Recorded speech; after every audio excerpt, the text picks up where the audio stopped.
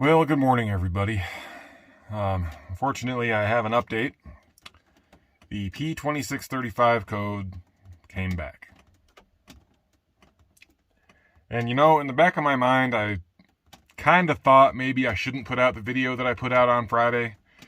I was just excited about finally having this code fixed, or so I thought. The dealership went through everything. They assured me that it was caused by the active grill shutters. Clearly, it was not. Or there's just some other wiring issue that's going on. I don't know.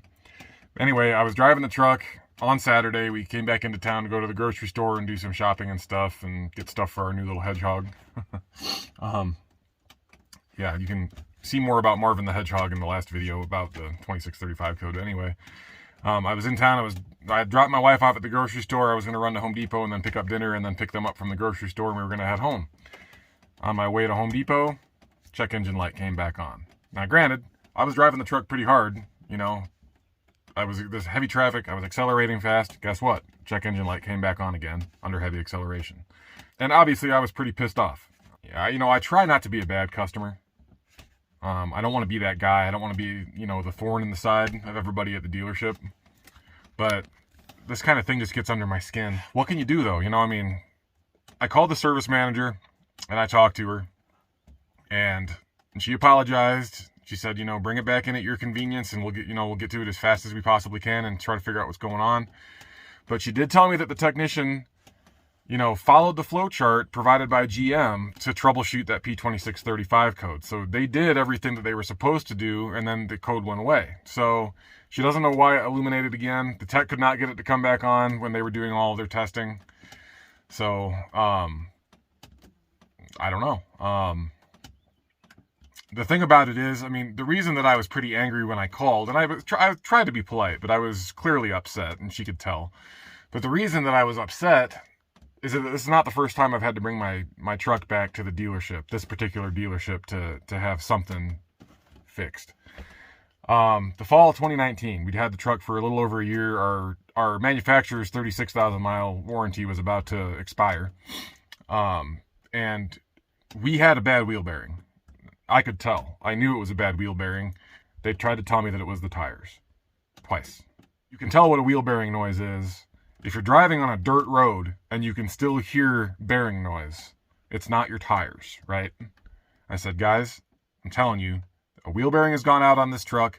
I know it only has 37,000 miles on it. We had a couple thousand extra miles because we bought it as a dealer demo, so they extended it to 40,000 for us. But I'm like, I know that's kind of a rare thing to go out with this low of miles, but guess what? It's a mass-produced part. Things happen. They go bad. It's got a bad wheel bearing. And they wouldn't do it. They wouldn't do anything with it. They said they couldn't find anything wrong. They told me it was the tires. They said the tires need to be rebalanced. There's something wrong with the tires. It's not the wheel bearing. So I got the tires rebalanced. Still have the bearing noise. I had to take the wheels and tires from my Tahoe and put them on my Silverado, and then bring that truck back in to get them to miraculously discover that the wheel bearing on the passenger side had a flat spot in one of the balls in the bearing and was bad.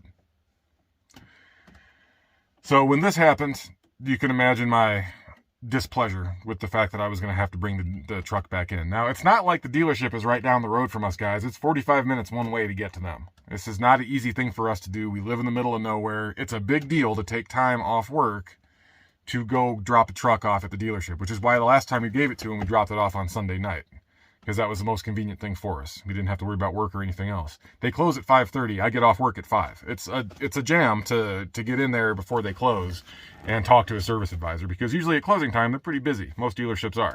They're trying to wrap things up for the day. I understand that, but it's difficult for me to be able to do that. So anyway, it's Tuesday today. Couldn't get to him yesterday. They had too much going on. My wife had meetings all day. We're going to try to get to it this afternoon and drop it off again. My wife is supposed to go back to Salt Lake this weekend. I don't know if the truck's going to be ready for her. So we had to pay that $100 deductible the first time. In my opinion, I don't think I should have to pay it again. This is something that they should cover, because in my opinion, this is an extension of the first visit that we made. So I don't think that I should be responsible for that $100 deductible a second time. In fact, I'm not going to be. I'm not going to pay it. If they try to charge me, I'll tell them that they need to eat the cost on that. But anyway, I'll cross that bridge when I come to it. I'm hoping that they're going to do the right thing and just get it figured out. And you know, I pulled that first video that I released on Friday. As soon as the check engine light came back on and I scanned it and it was that same code, I pulled it down off YouTube because I hadn't talked to the service manager yet. But yesterday when I talked to her, I finally, you know, I understand now that the 2635 code is potentially related to the active grille shutters, and on my truck, the active grille shutter assembly and module were bad, and they had to replace those items. So all that's new. And again, according to GM and that service flow chart that they have to follow to troubleshoot that code, that's exactly what they did. Now, I don't know if they checked, you know, fuel pressure. I don't know if they checked output of the pump. I don't know if they checked pressure at the fuel rail, at the high pressure pump. I don't know if they did any of that. I'm hoping that they did. They can look at all those PIDs remotely now because they just have a little dongle that they plug into the OBD2 port, and that sends all the information to a tablet. They don't use like the Tech 2 scanners anymore. They have a much more advanced user interface type system now. Anyway, I don't know. Maybe I don't know if they did that the first time. I'm hoping that they did, and you know, there's something else going on. But I don't know. At this point, it's just kind of a big question mark for us. So as soon as I have more information, I will release another video. But I'm going to wait. I'm going to wait this time. I'm going to give it about a week of really hard driving. I'm going to see if I can put some pretty decent miles on the thing and really stomp on it and make sure that the problem is fixed. Whatever resolution they come to, I want to make sure that it's fixed before I put out another video about it. But I just wanted to let you know, rather than pulling down that first video that I released and, you know, leaving it down, there is some valid information in there still. It is related to the active grille shutters sometimes. Not all the time, but sometimes. So if you are still experiencing that 2635 code, your active grille shutters are still a good place to start. But at this point, there's still another issue going on. I don't know what.